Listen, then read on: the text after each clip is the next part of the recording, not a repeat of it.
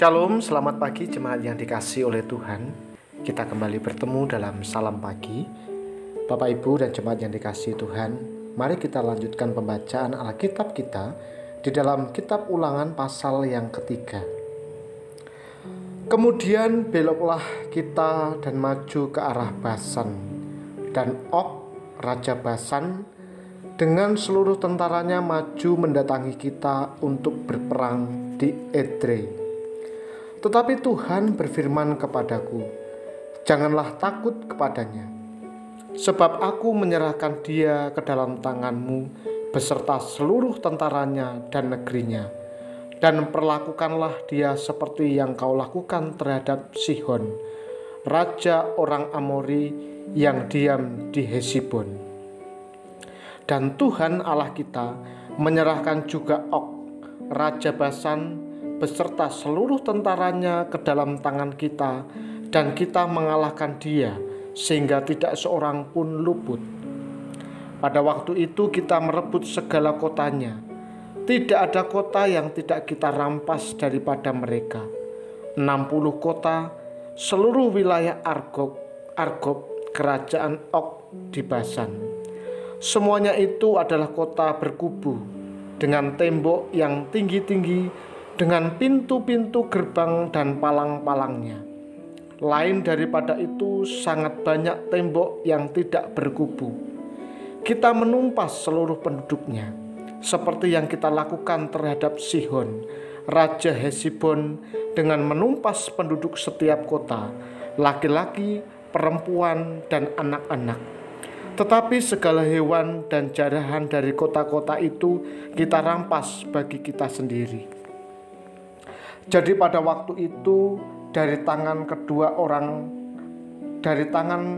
raja orang Amori itu kita merampas negeri yang di seberang sungai Yordan, mulai dari sungai Arnon sampai gunung Hermon. Orang Sidon menyebut Hermon itu Sirion, dan orang Amori menyebutnya Senir. Segala kota di dataran tinggi, seluruh Gilead dan seluruh Basan, sampai Salka dan Edrei, kota-kota kerajaan Og di Basan. Hanya Og, Raja Basan, yang tinggal hidup dari sisa-sisa orang Refaim. Sesungguhnya ranjangnya adalah ranjang dari besi. Bukankah itu masih ada di kota Raba Bani Amon? 9 hasta panjangnya dan 4 hasta lebarnya, menurut hasta biasa. Adapun negeri itu telah kita duduki pada waktu itu, mulai dari Aroer yang di tepi sungai Arnon, beserta setengah dari pegunungan Gilead dengan kota-kotanya aku berikan kepada orang Ruben dan orang Gilead dan orang Gad. Dan yang masih tinggal dari Gilead beserta seluruh Basan, kerajaan Og, yakni seluruh wilayah Argob, aku berikan kepada suku Manase yang setengah itu. Seluruh Basan itu disebut negeri orang Refaim. Yair, anak Manase, mengambil seluruh wilayah Argob sampai daerah orang Gesur dan orang Maaka, dan menamai daerah itu yakni Basan, menurut namanya sendiri, Hawot Yair sampai sekarang. Kepada Makhir kuberikan Gilead, kepada orang Ruben dan kepada orang Gad kuberikan sebagian dari Gilead sebelah sini sampai sungai Arnon, yakni setengah dari sungai itu dengan daerah pinggirnya, dan sebelah sana sampai sungai Yabok, batas daerah Bani Amon. Selanjutnya Araba Yordan dan sungai Yordan dengan daerah pinggirnya, mulai dari Kineret sampai ke laut Araba, yakni laut asin di kaki lereng gunung Pisga ke daerah timur. Pada waktu itu aku memerintahkan kepadamu demikian, Tuhan Allahmu telah memberikan negeri ini kepadamu untuk dimiliki. Namun kamu, yakni semua orang yang gagah perkasa, harus menyeberang dengan bersenjata di depan saudara-saudaramu, orang Israel. Hanya istri dan anak-anakmu serta ternak-ternakmu. Aku tahu ada banyak ternak padamu. Boleh tinggal di kota-kota yang telah kuberikan kepadamu, sampai Tuhan mengaruniakan keamanan kepada saudara-saudaramu seperti kepadamu, dan mereka pun memiliki negeri yang diberikan Tuhan Allahmu kepada mereka di seberang sungai Yordan. Sesudah itu bolehlah kamu pulang masing-masing ke tanah miliknya yang telah kuberikan kepadamu. Dan kepada Yosua kuperintahkan pada waktu itu demikian: matamu sendirilah yang melihat segala yang dilakukan Tuhan Allahmu terhadap kedua raja itu.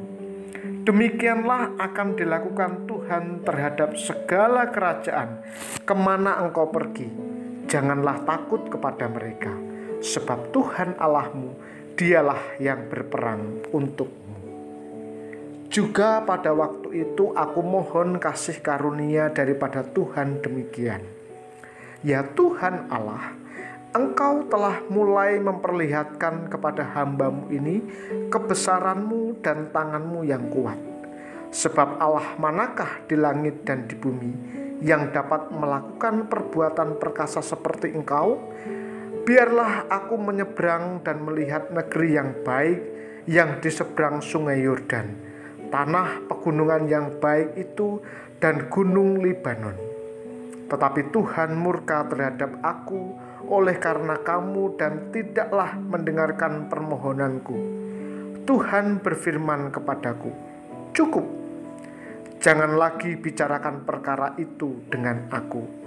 Naiklah ke puncak gunung Pisga dan layangkanlah pandanganmu ke barat, ke utara, ke selatan dan ke timur, dan lihatlah baik-baik, sebab sungai Yordan ini tidak akan kau seberang. Dan berilah perintah kepada Yosua, kuatkanlah dan teguhkanlah hatimu, sebab dialah yang akan menyeberang di depan bangsa ini, dan dialah yang akan memimpin mereka sampai mereka memiliki negeri yang akan kau lihat itu. Demikianlah kita tinggal di lembah di tentangan Bet Peor. Saudara yang terkasih, terkadang kita tidak berani melangkah karena melihat tantangan di depan terlalu besar dan kuat. Namun teks ini mengajarkan kita melihat tantangan itu dari sudut pandang Allah. Israel menghadapi perang yang berbeda dengan peperangan antara kerajaan-kerajaan. Dalam rangkaian penaklukan tanah Kanaan, Tuhan yang mengarahkan kapan mereka harus berangkat dan maju. Kali ini mereka bergerak menuju Basan. Di sana ada kerajaan Basan yang sangat kuat. Bersama tentaranya, ia berusaha menghadang bangsa Israel.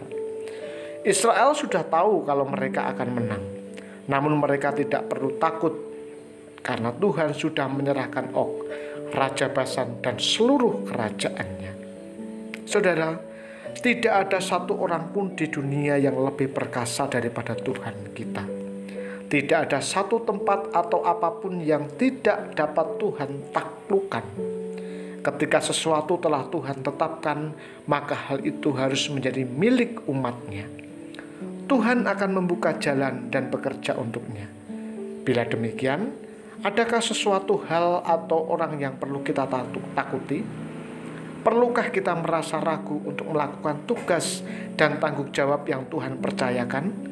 Tuhan sudah menjamin bahwa semua tantangan akan ditaklukkan untuk kita. Seberat dan sehebat apapun rintangan di depan, yang perlu kita lakukan hanyalah melangkah dan melaksanakan tugas dari Tuhan. Kiranya renungan ini menguatkan kita. Mari kita berdoa. Bapa di surga, kami mengucap syukur kepadamu untuk pagi hari ini.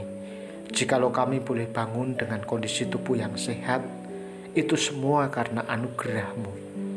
Pagi ini sebelum kami melangkah keluar melakukan berbagai kegiatan kami mau menyerahkan tubuh, jiwa, dan roh kami kepadamu. Kiranya Tuhan pimpin dan sertai kehidupan kami, sehingga sepanjang hari ini kami boleh berjalan dalam terang kasih Tuhan. Kami berdoa untuk jemaat Tuhan yang saat ini sedang sakit, baik di rumah maupun di rumah sakit. Kiranya Tuhan yang menuntun, menyembuhkan, memberikan kesehatan kepada mereka.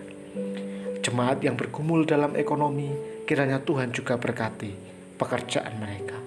Anak-anak yang sudah mulai masuk sekolah, kiranya Tuhan juga memberkati mereka, supaya mereka tetap semangat dalam belajar dan mempersiapkan masa depan yang terbaik yang sudah Tuhan sediakan bagi mereka. Terima kasih ya Tuhan, kami menyerahkan kehidupan kami sepenuhnya di dalam nama Tuhan kami, Yesus Kristus. Amin. Tuhan Yesus memberkati.